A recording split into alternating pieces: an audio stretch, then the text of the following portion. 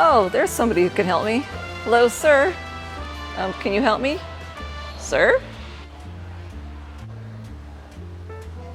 I'm going to show you this beautiful couple that helped start this all. Meet Bill and Sylvia. Now, they aren't alive anymore. Unfortunately, they've passed on, but their story is absolutely beautiful. In fact, I was thinking about reading this to you guys, but I just got so choked up I even had to wait to video this just so that I could start talking normal again. This was just one of the beautiful vehicles that they put into this museum when they passed on. I think this is one of the ones that they donated as they were still alive, and then they donated even more once Bill passed away. This thing has been taken care of so well, it just practically looks like it just came off the showroom floor.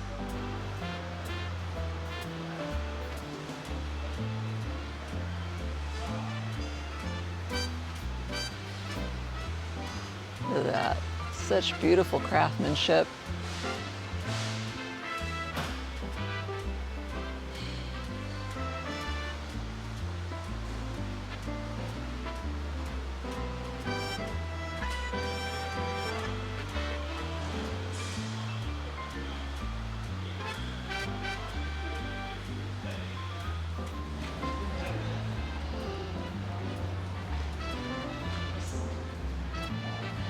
Look at that beauty. Oh, look at you. Oh, who's a good boy? You're the good boy.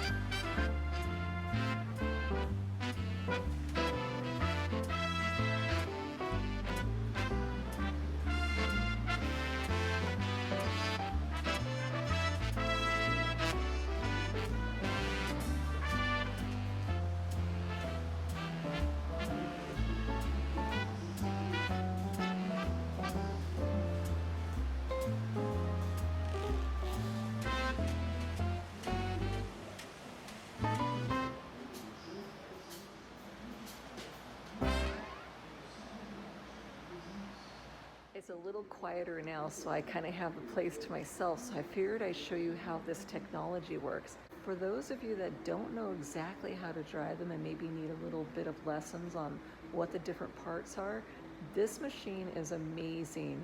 It's a touch screen and it'll show you exactly where everything is. Once you touch it, it tells you what it's all about. It shows you a picture, the light lights up, so I'll show you how it works.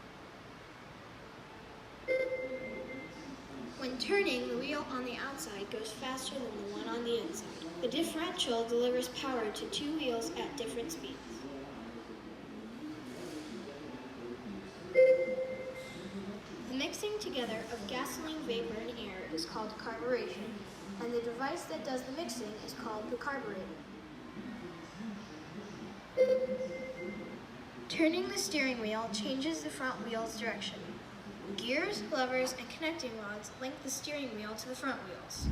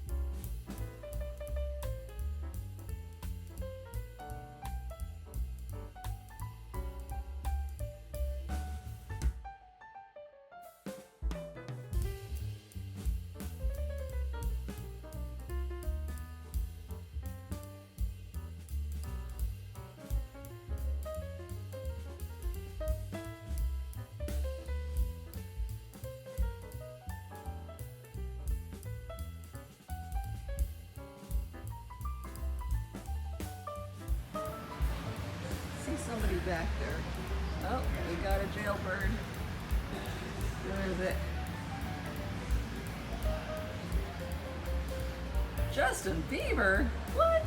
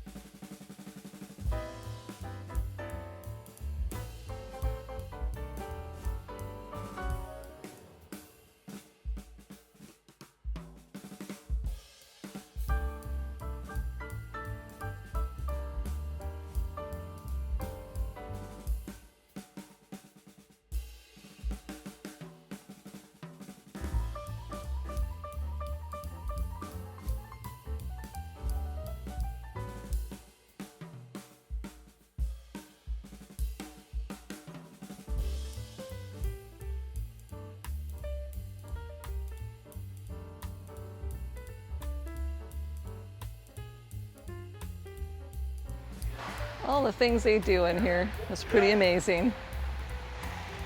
Time to put some stuff back after they pulled some other things out. All right, we're going for a ride with Jay McCord. He's driving us in the brand new bus they just unveiled yesterday. It's really beautiful. I said 0 to 60 around the Okay, Jay. I'm supposed to be getting it. Yeah. Step right up. Step right up. He's at the wheel. There he is. Okay, is everybody ready? What is the miles, Jay? 44. 44 point. 44.7. Really owns you.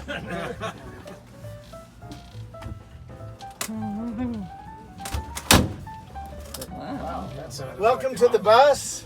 I'm Jay McCord, and I love to do tours of the Gilmore, so I hope I can put a little spin on it, maybe that you haven't heard.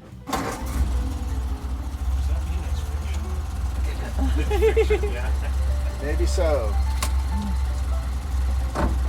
Now I know what it's like to drive a brand new Model A.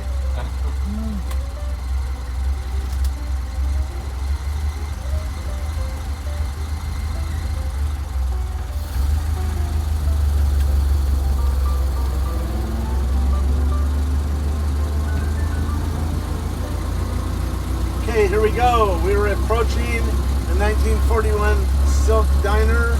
Came from Meridian, Connecticut. This is a wonderful diner here on MAFFI's first trip to the Gilmore. George Tynan let us know that this was the diner that was in his neighborhood when he grew up. And the carriage house here, it has housed many different museums as they've moved into the campus while they were under construction. Now it houses the George Giallopoulos bar and the set from Disney's Disney movie. This is the new 450 place event center, and last year that barn there was in that position. So Donald Gilmore had this as his landing strip, and there's their makeshift control tower. And you notice that when the snow's deep, they can use the top door. Or mannequins.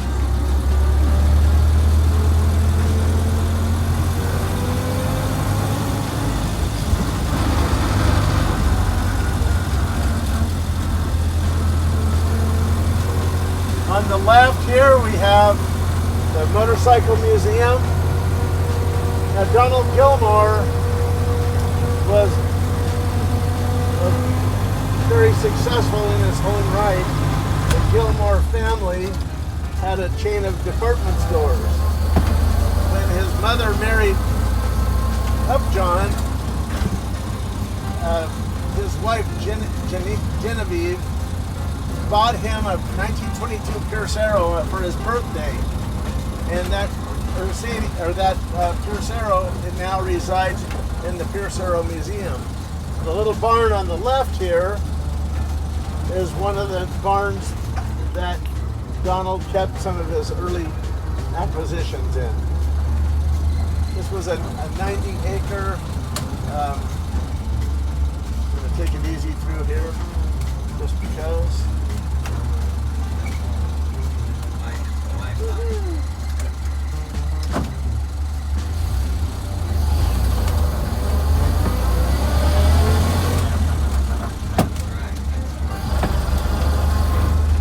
So this is also known as the Museum of the Red Barn.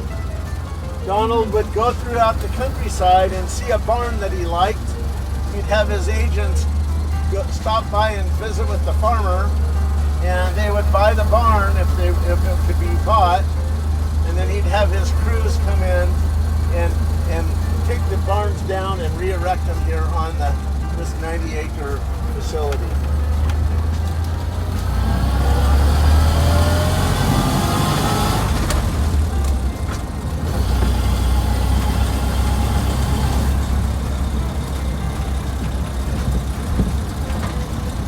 Have a great view of the Model A Museum and the Franklin Museum. Out here in the field are the components for the Model A Museum expansion. Hopefully by next year we'll have the shell all up. And this is not where you park, folks, but we know how to get by that.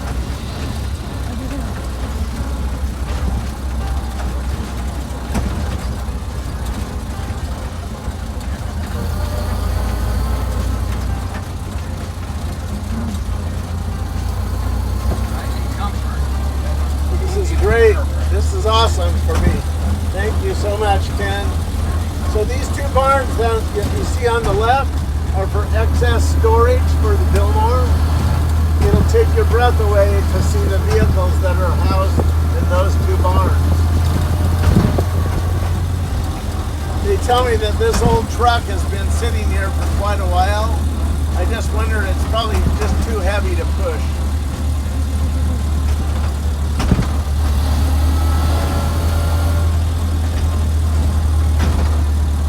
Your far right, those barns are here for, they're the vintage barns, and they're here for different storage for different items used at the museum.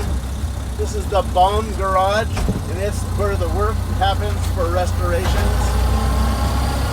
They have a full-on paint booth, machine shop, wood shop, anything you need. And now here, these two doors are where the classrooms are for the educational program.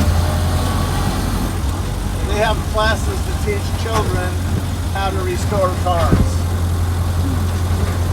There's a nice 31 Roadster pickup.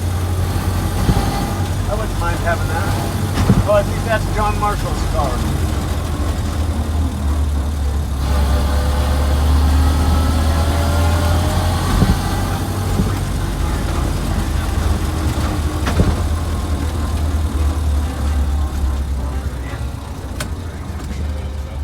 These guys get out of our way. Hopefully. We've gone a whole mile.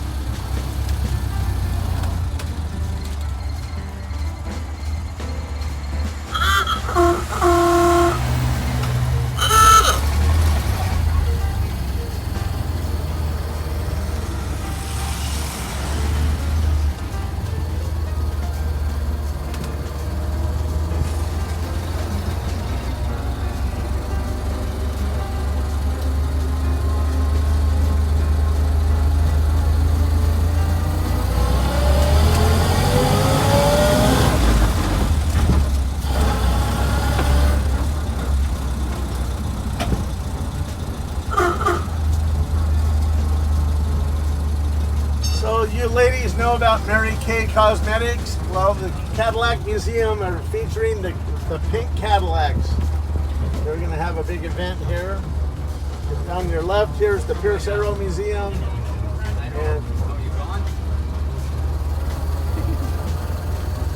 And I think that's about it for us. Thank you, Jay.